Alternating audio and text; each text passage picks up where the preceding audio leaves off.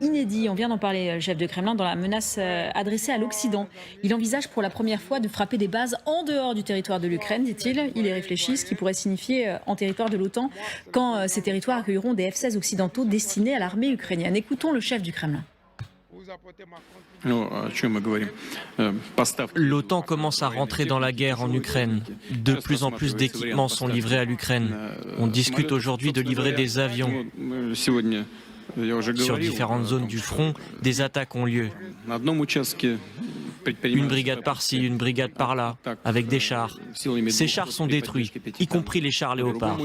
Ces chars, ils peuvent brûler, et les F-16 peuvent brûler aussi, il n'y a aucun doute là-dessus. Si les armes sont situées dans des bases militaires en dehors de l'Ukraine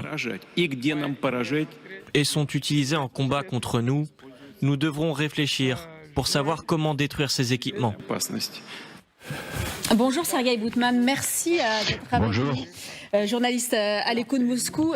Tout d'abord, votre réaction quand vous avez entendu ça, est-ce que c'est crédible? Est-ce que Poutine à un moment peut le faire? C'est-à-dire qu'on lui livre des F-16 qui vont décoller par exemple de Pologne ou je dis de Roumanie par exemple, et est-ce qu'il va pouvoir répondre à ça? Est-ce qu'on doit l'envisager?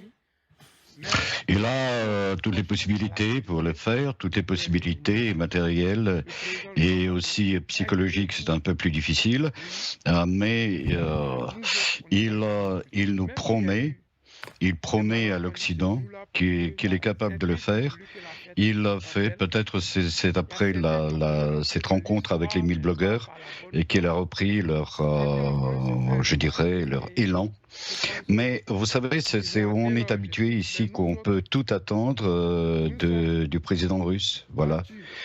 Personne ne sait ce qu'il peut faire ou ne peut pas. Restez avec nous, Sergueï Boutman. Jean-François Bureau, on était tout à l'heure avec le général Paloméros qui dit qu'il faut quand même prendre en considération ce qu'il dit. Il y a toujours un petit fond de vérité.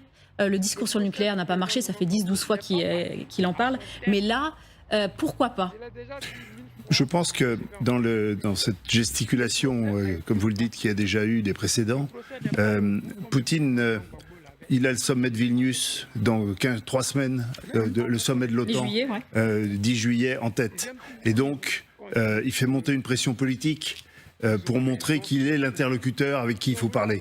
Et je pense que c'est ça le but, c'est de se positionner, non pas dans le jour après jour de la guerre, qui est compliqué pour lui, mais par contre comme l'interlocuteur dont l'OTAN devrait se préoccuper beaucoup plus.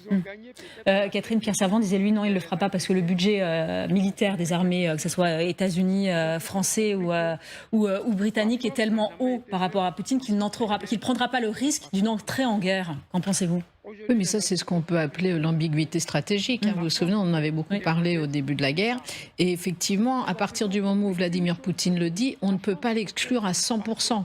Et c'est bien son objectif, c'est d'insinuer un doute dans l'esprit des pays éventuellement frontaliers de l'Ukraine, qui pourraient justement avoir sur leur sol les avions en question et qui pourraient commencer à se dire effectivement, est-ce que ça ne veut pas dire qu'on sera entraîné dans le conflit, ou est-ce que certains pays de l'Union européenne, déjà pour commencer, ne vont pas aussi se dire qu'entre la contre-offensive, qui paraît quand même bien poussive pour l'instant, hein, évidemment, ça ne veut pas dire que sur l'avenir, ça ne va pas se débloquer, entre guillemets, entre ça et cette nouvelle menace de la Russie, les pays qui sont les plus faibles, je dirais, dans le soutien à l'Ukraine, évidemment, Vladimir Poutine sait très bien que ce sont des arguments qui peuvent être retenus et pour justement affaiblir les alliés de l'Ukraine. Donc même s'il ne compte pas attaquer les bases où seraient stationnés ces avions, évidemment, il insinue un doute pour essayer, encore une fois, de diviser à terme les alliés de l'Ukraine.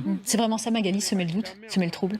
Oui, parce qu'on voit que ce débat sur la livraison des F-16 ne cesse de monter en puissance, qu'il y a en effet ce sommet de Vilnius avec l'Ukraine qui frappe à la porte de l'OTAN avec de plus en plus d'insistance. Donc oui, il faut menacer l'OTAN, les Occidentaux, et en fait reparler d'une certaine façon de ces fameuses lignes rouges, en fait, qu'il ne faut surtout pas pour l'Occident de franchir. C'est ça qu'essaye de mettre dans la tête des Occidentaux Vladimir Poutine avec ses sorties.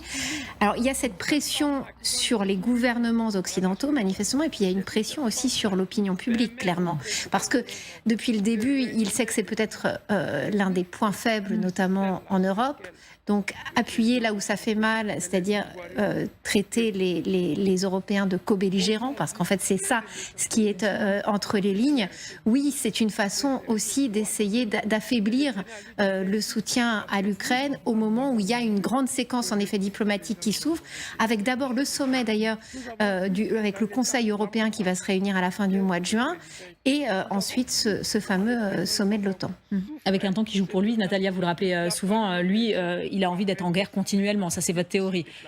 C'est pas ma théorie, c'est la théorie de toute l'histoire russe. Oui. La Russie est toujours en guerre. Non, mais lui a ce temps indéfini par rapport à des populations occidentales qui peuvent se lasser un peu vite et qui vont prendre encore plein d'images aujourd'hui. Cette destruction du char AMX-10RC, cette menace de Poutine. Là aussi, les gens peuvent se poser les questions.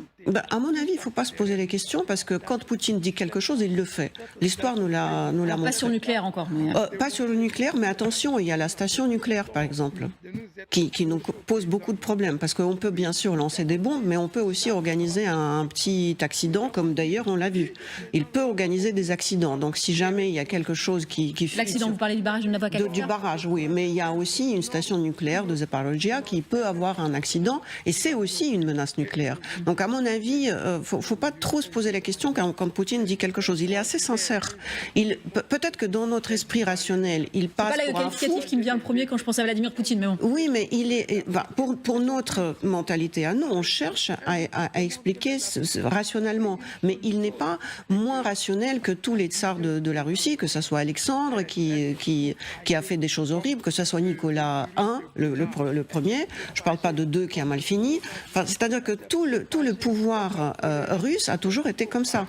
Il n'est en rien exceptionnel. Donc je prends en sérieux ce qu'il dit. En revanche, là où il est bizarrement trop rationnel pour ce qu'il est, c'est tout ce qui est la paperasse juridique. Par exemple, quand il dit qu'il faut que Prigojine signe un accord avec le ministère de la Défense, il ne signe pas ce décret. C'est son ministre qui le signe. Donc, c'est pas un décret, si on parle juridiquement parlant, parce que seul le président peut obliger quelqu'un d'appartenir au ministère de la Défense, pas le ministre de la Défense, et surtout pas pendant la guerre. Donc, il est assez formel en ce qui concerne la paperasse, parce qu'il a fait quelques années à la faculté de jurisprudence. Donc, mais moi, je trouve que tout ce qu'il nous a annoncé jusqu'à maintenant, il l'a fait.